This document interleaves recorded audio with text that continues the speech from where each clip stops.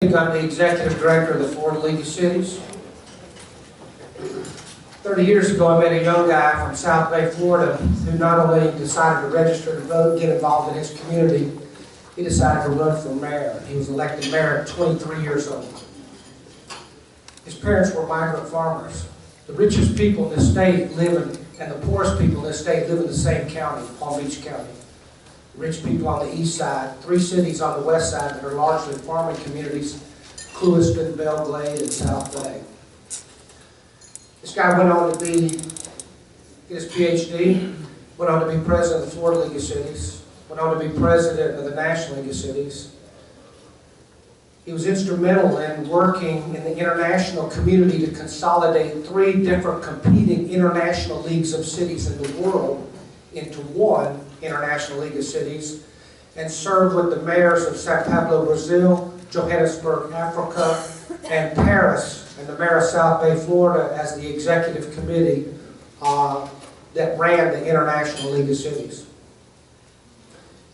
He later resigned as mayor to spend more time on his business. He was a successful businessman, traveled all over the world. And about 5 years ago, the mayor of Istanbul, Turkey, called him and asked him if he would quit his job and move to Barcelona, Spain, to become the executive director. Even though the mayor of Istanbul, Turkey, cannot speak English, he talked the mayor into letting him do it part-time. In 90 days, he was Diamond Medallion Delta.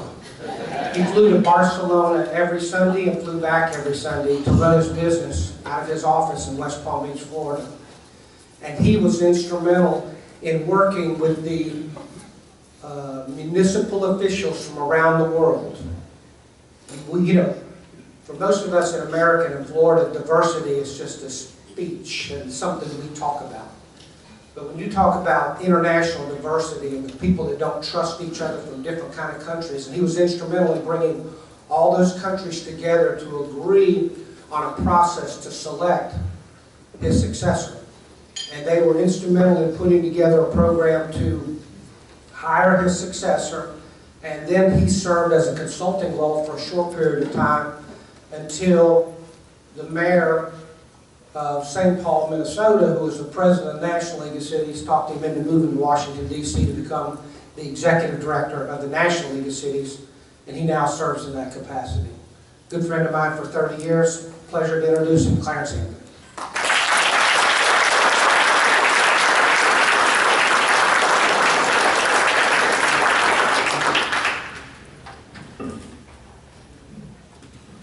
Wow, I was looking around for who that guy was there for a minute. First of all, it is such a pleasure to be home. And when I say home, Florida, no matter where I move and live, Florida's home. I've not lived outside of the state of Florida for more than 1 month my entire life. So if you want to see a native, here is one. I look like it, I act like it, and this is my home. And so today, I want to spend a little bit talking about my journey, but our journey as Floridians. And one of the things that I often challenge with is I don't go by the script, and I can't stand being up here behind this podium. So I got to figure out how to do this in the time they gave me. Got it, Mayor? That's why I'm no longer mayor. I know how to use microphones now, Mayor. So, but you know, I started my public engagement life when I decided in 1983 to run for public office. And it changed my direction, it changed my view of public engagement, because what I found knocking on the doors in my community, South Bay, Florida, a place where I grew up, was that the answers I got was, I don't vote because there's nothing in it for me. Why are you here? You don't come until there's an election. The city government does not represent the diversity that is in our community, so why should I care? And believe it or not, I got elected on a landslide and a mandate of 33 votes the first time, so one vote makes a difference. But after about a year of being in office, they were correct. They really were. And it was amazing that I found that our processes did not reach into every sector of the community. I figured out that we really did not go into the community until it was election time. And especially the most interesting times would be to see the white elected officials in the black churches. What hilarious moments to watch them clap off beat. But anyway, so it really was true. But you know, the other thing I figured out that still hurts my heart a little bit is I started looking at our policies, and they really were policies that weren't developed for the entire community.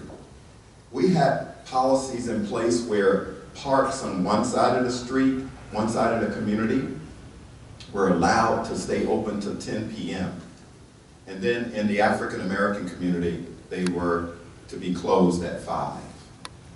We had policies that required certain insurance for business engagement, for maintenance contract. They had to have a $2 million contract for a $30,000 a year contract with the city.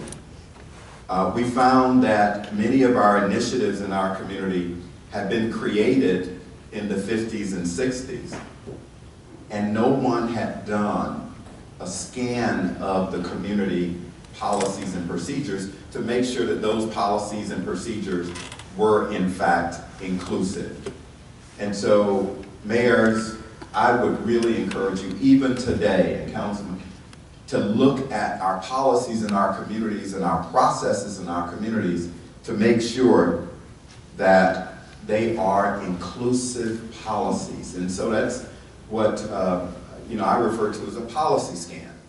So now, as a matter of fact, I was going to say, McKaylee, I live that life. I would love to help you on a national level to do some studies about how migrants are engaged in communities through housing. It'll be a wonderful project because I live that life. But now I get a chance to go around America and engage in communities and see what communities are doing. And I brag about Florida, about some of the things that we're doing. But I will tell you, I'm not happy and I'm not satisfied that my home state has a 32% voter turnout. You know, I'm not happy that the state that I grew up in, where we're 44th in philanthropic investment. 44th in such a wealthy, third largest state in America. 44th. 47th in getting people engaged in public meetings. The state of Florida, the Sunshine State where I grew up and who taught me what I know. You look at the health index, 47th in major cities and 50th in Miami. Yeah, we should sit around this room and celebrate all of the initiatives that we're doing, but what I want to do is to be able to leave you with a challenge to know that we still have work to do in our state. Because one of the things that I learned through the opportunity I had to go through Leadership Florida was that you build a sense of community because whatever happens in Miami, Jacksonville, Orlando, Tallahassee, Gainesville has an impact on other parts of the state. We are one big community in our state.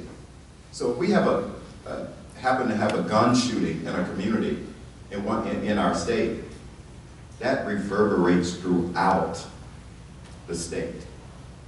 That impacts every community. So we need to be able to work together as a state. And this convening is one of those opportunities to not only share what's going on, but also to encourage each other to keep working, because we have a lot of work to do in our state. Now, one of the things that, as when I first got elected, I figured out that there was no manual to being elected. And that's not mine. I told you that I don't follow the rules. So, I don't need a Bible. One of the things I figured out was that there was no manual. And I figured out that the easy part was getting elected. The difficult part was governing. The easy part was getting elected. The most difficult part was governing. And so when I looked at what we needed in our state and what we needed in our community, Mike, who is a personal friend and have grown to be a family friend, was the place that I went to get those skills and knowledge to be able to be that elected official. But it is absolutely critical that elected officials, private sector, nonprofit, community leaders, create ideas and programs and processes to get true engagement in communities. I happen to have worked in Spain, and Mike talked about that.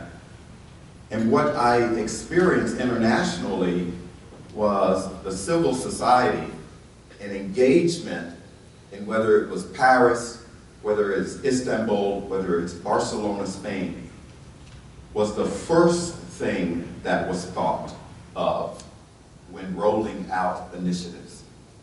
It was the first thing that was thought of when rolling out initiatives, because there was a realization that great public policy is wonderful and programs are wonderful, but if you don't have buy-in and citizens' input and engagement from every sector of the community, it will not be successful. So part of what I'd like to leave you with is the notion that create the idea, but the first thing that you do is start the development of the engagement process in the community. And those that are elected officials, as well as people in this room that have been community engaged, we can always remember an example, especially elected officials, when we thought we had public input, we went out into the community, and a little thing like raising the water and sewer rate. And it's the final hearing, and 500 people show up in the dais, in the chambers, and say, "I've never heard of this." And you truly thought that you had done your outreach. You truly thought that you had done your engagement. But it should be the first thing that we think of. Now, the National League of Cities created this initiative called Bright Spots.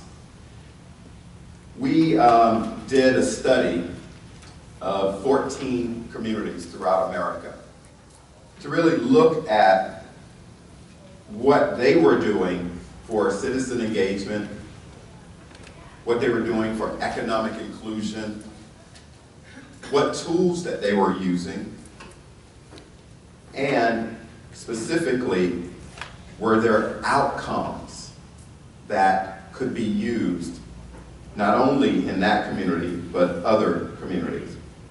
Now, Bright Spots, I think, is only a start of what we need to do at the national level to get this type of information out.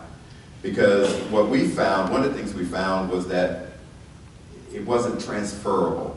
So a lot of the initiatives that we see here, they have to be developed in a transferable way. And so I hope that if it's working in one portion of the community, that you're able to expand it beyond just that neighborhood and that community. And that was one of the challenges that we found. But we wanted to identify promising opportunities that can be examples for city leaders all over America. And we wanted to see what new tools were being used in cities and strategies, and to broaden the reach of those initiatives. So, one of the first ones that we, I'm way beyond that. I skipped over all that. All right. One of the first ones that we ran across was in the city of Philadelphia, Pennsylvania. A couple of things that they did that I thought was interesting. The first one was this whole concept of community planning and reclaiming their waterfront, the Delaware River. And what they found there was the reason that they couldn't move forward was their planning process was basically corrupt, and that permits weren't able to be given out because there were developers and not community engagers, developers and others who were fighting, trying to make sure that their property was the first to go. So Mayor Nutter created a community engagement process that brought in all of the stakeholders, the private sector, the nonprofits, the community groups, the employment services. And he found that they needed to not only have that population involved, but also the minority business community involved, because he wanted to make sure that every sector of the community became engaged. And what they did was they found themselves redoing the entire planning process, that it started with citizen engagement, the entire planning process. So now, if something's going to happen in a neighborhood or downtown, they reach out to the community, the university community that is strong in downtown Philly. They reach out to the neighborhoods to make sure that they're engaged and let them know what is going on. And I think that that is, one of the major keys. The second initiative that they established was called Brain Drain. And in a lot of ways, I think one speaker talked about that, trying to keep your brain, your smart people back into your community, bringing them back. And what was happening in Philly was that the whole technology industry, because Comcast is located there, was prospering. So we found that people were getting all of the education and ideas, and then they'd move to another city. They'd get on an airplane and go to San Francisco, Oakland, all of those innovation hubs, because the community did not appreciate them. So they created a partnership with the university systems, the community colleges, the entrepreneurs. They brought them together, and now they have a civic workspace downtown, a plug and play. You don't even have to really pay for that because the city has already invested the money to make sure that those entrepreneurs stay in that community. And so cities all over America are looking at that as a model. And we're calling that at the National League of Cities the sharing economy. And in Florida, I still follow all of the local newspapers. And again, I'm still Florida. And we're seeing all of these new economies come to our communities. And we have got to figure out a way to incorporate them. That's the Ubers, the Lyfts, the Airbnb, you name it. I'm in HomeAway. That I'm not supporting or not supporting it. It's just something that we in Florida need to manage and understand. How do we incorporate that new industry, those new entrepreneurs into our communities? So it has been exciting to watch the work that Mayor Nutter has done in Philly. Another one is, and I heard the speaker last night talked about Austin, Texas. Mike and I, we were in Austin in November because we had our national conference there. And I truly can't say enough about an example of a community that is doing amazing things around citizens engagement. Not only around citizens engagement, but every sector of their community engagement. And they're making it intentional and strategic. So what did they do? In 2009, they decided that they were going to put, and this just shocked me, allocate $1.3 million, $1.3 million of their budget to promote community engagement. I said, they allocated money for citizens engagement. Isn't that neat? Isn't that novel? In their city budget. Just some ideas, Mayor. I'm just saying. $1.3 million in their budget was allocated. So what did they do? They went out and they held meetings where people were.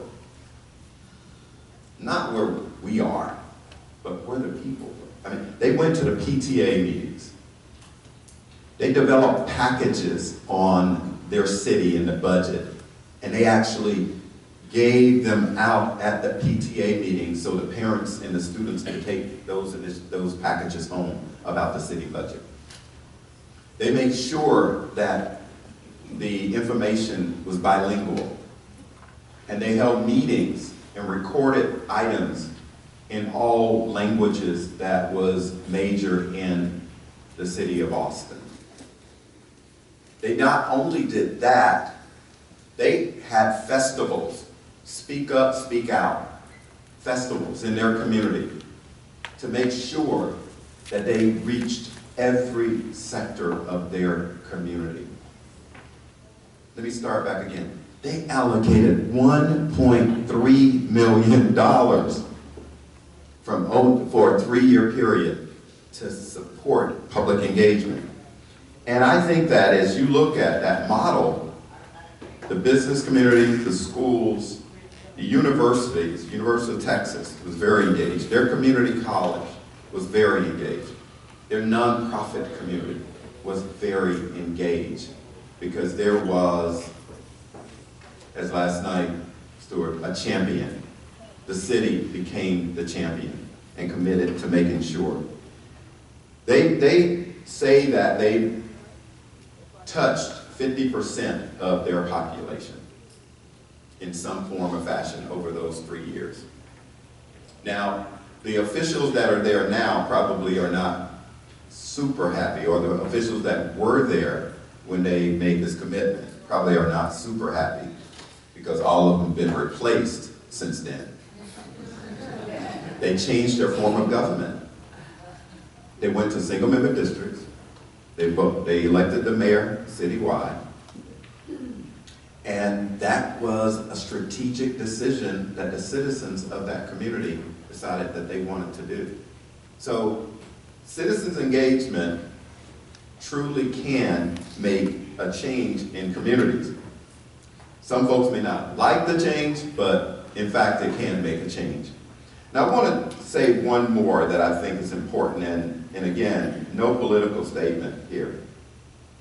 But Boston, the city of Boston, created an initiative called Welcoming New Americans. Welcoming New Americans. Now you probably figured out what that means, but let me just talk a little bit about it. The mayor's office of New Bostonians, which specifically Mayor Menino at that time recognized that a large percentage of his population were immigrants. And he decided that he wanted to seize upon this immigrant population as a valuable resource to the city. Economic, intellectual, engaged an entire local government. Every part of the city was engaged in this initiative. And what they did was that they had a group of city staff, businesses, nonprofits, the university, all come up, all work together with the neighborhoods to create this 11-point agenda, which included initiatives or ideas on integration, ideas on communicating across cultures, ideas of entrepreneurship, citizenship, because this champion recognized that every part of the community that lived in Boston needed to be engaged and feel as if that's their home, that they can raise their family, that they can go to school, that they can get a job, and not be afraid to engage in public policy. And I think that it's probably one of Mayor Menino's biggest legacy. I mean, he passed last year. Because what he saw was a 25% increase in voter registration. 25% increase in voter registration. Now, based upon civic engagement, the whole premise is around governance and democracy. Governance and democracy. And when you see a 25% participation in government, wow, isn't that what we really want? Isn't that what we're fighting for in this room? So that's one initiative that I would truly encourage us to look at. So what about Florida? The place I'll always call home. How do we continue to build that sense of community that I got through being involved in Florida League of Cities, Leadership Florida, and Chamber, and other statewide initiatives? Because I'm going to go back to where I started. It's not just one community by one community. What happens in one community in Florida impacts every community in Florida. How do we make sure that we're all driven in the same direction, that we challenge the nonprofit philanthropic community, the nonprofit community, the business community, to not spread our energies across 18 different issues, but why don't we find about 5, no more than 5 issues as a state that we want to focus on? And 5 may be too many, but why don't we find the most difficult ones now that we see the economy coming back? Because we all know that when it's bad times, the real difficult challenges don't get addressed. But now that unemployment has gone down, the economy is up, according to some elected officials. But anyway, that this is the time that this group, this advanced group, really try to drive an agenda that is focused and has money connected to it. Every one of the examples, there were dollars committed to the initiative. It's not just words. And I'd like to see where, if we look at those benchmarks, those variables that are outlined for success in a state, you know, the voter turnout, the volunteerism, the health index. If we can put a benchmark today in those numbers and come back in 3 years and be able to see measurable change, then we can say Florida is on the right track. Secondly, I think we got to go back to our communities and not only convene conversations, but we must go back and engage strategic thinkers from throughout the community. Strategic thinkers. And as, I can't remember Susan's last name, but it's some of those people that we don't always reach out to. And I remember when I was in Palm Beach County, I got a chance to sit on initially almost every board in Palm Beach County because they were looking for an African American. It got so boring that I would not accept if I was the first after a while. I just said, It's 2004. Are you kidding me? I mean, reach out, be uncomfortable, reach deeply into the community, and not those that you always feel comfortable with dealing with. Local leaders must recognize that the federal government's not coming for you. Neither is the state. And actually, you don't want them. And I mean that. Because if you get policy developed on the federal level and the state level that tells you what you want in your community, man, you are lost. Your community is lost. You got local leaders, local champions in your community. Don't look to Tallahassee. And clearly, don't look to Washington, D.C., because it's not coming. And we all remember the days where people said to your kids, what do you want to be when you grow up? They used to say, President of the United States. Well, us local elected officials, we ask the question, what do they want to be? And they say they want to be mayor, because that's where it's happening. It's the most trusted level of government, the city and county level. They want to be mayor because that's where things are happening. So, driving the agenda. It's time to get on with the tough conversations. And one of them I dealt with, it was very tough for me to figure out what the National League of Cities should do. And I'm going to leave you with this. I happen to be the first African American as the CEO of the National League of Cities. And with the Trayvon Martin, with the Ferguson, with the New York Eric Garner issue, I struggled with what was the role of the National League of Cities.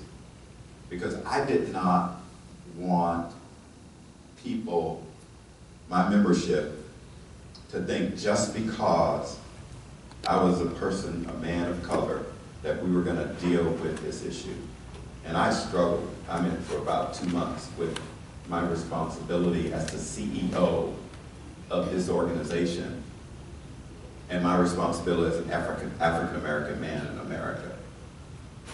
And so we sat around and we discussed it again, like 2 months. What was our role? And finally, and Mike, you're hearing it before it's going to get announced, but we're creating an initiative that's going to report directly to my office called Race, Equity, and Leadership. Race, Equity, and Leadership. And it's about having this conversation, but real tools. We call it REAL, R-E-A-L, race. Anyway, so this is Florida, high education group.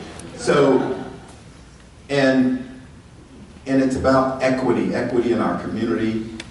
If you feel like you actually are invested in a community, you have a home, you have a job, your kids, that's your home. But if you don't have any equity in that community, it's somebody else's. And then the leadership part comes in terms of our membership. Our membership. It is the elected officials in that community, my members, who's going to take leadership around these issues. The tough issue right now that we're dealing with is the black males in American cities. Unemployment rate off the charts. Voter registration, dismal. So we're really looking, and I'm not just promoting this because I am, but if we're really looking for true engagement in ways to really, really make some impacts, that may not be your issue, but we in this room gotta figure out a way how Florida is a leader, not just by moving up in population, but by moving up our game to deal with tough issues in great times. You know, it's a great time to be a Floridian, and it's a hard time to be a Floridian. The great time is that we're prospering, but the hard time is those statistics are not us. They are not us. That is not the place I grew up. And if we leave here and we don't share and really make a commitment that we measure in 3 years what we have done or what we could do, we've lost a great opportunity. And I just don't think that's the Florida that I'm coming back to. Thank you all. I'm excited to be here. I appreciate it.